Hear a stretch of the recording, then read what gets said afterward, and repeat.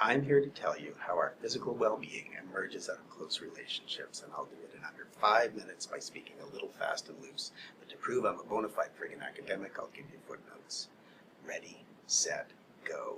Start with the premise that there are 4 kinds of people. 1, people who worry all the time about being loved and accepted and rejected and always half expect their partner to dump them, so they cling too much, and then they worry that the clinging will drive their partner away, and then when they do break up, they can't get over it.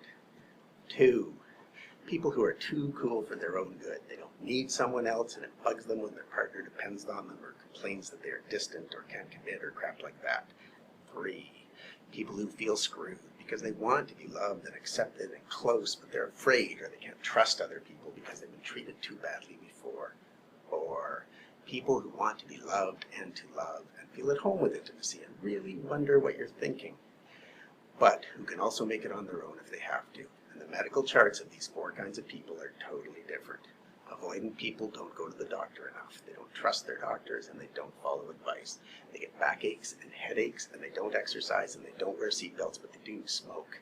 Preoccupied people go to the doctor too much. They have lots of symptoms and stress and worries and get ulcers and high blood pressure and heart disease and say yes to sexual partners even when they don't want to and get more STDs. And why does this happen?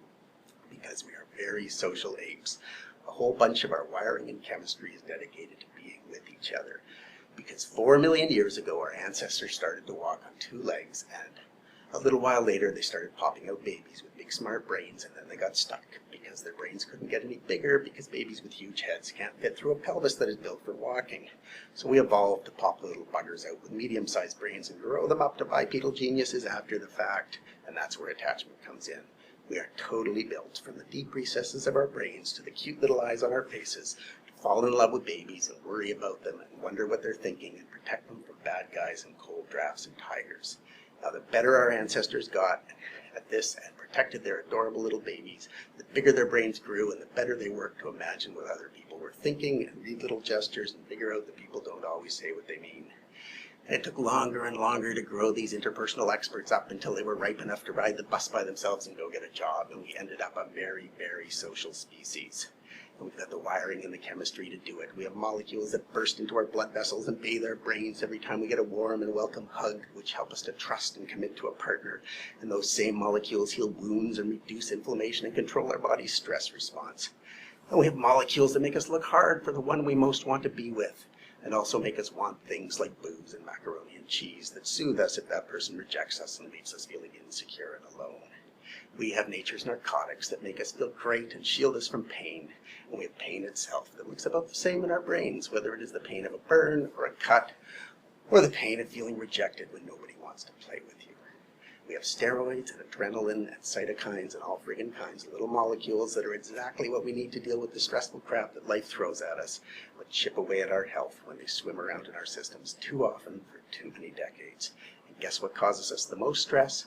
We do it to each other. And guess what protects us best from stress? We do that for each other too.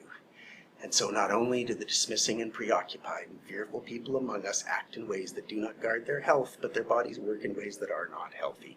And the insecurities we feel in our closest relationships and the harm that we do one another, and especially our kids, that makes them feel more insecure, sets us up for obesity and addiction and depression and heart disease and other chronic health problems, and then we die.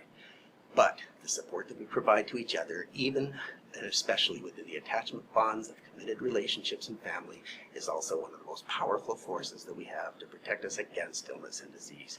And that is why our health absolutely depends on our closest relationships, and why, in fact, we think of health as something that happens not just in us, but between us.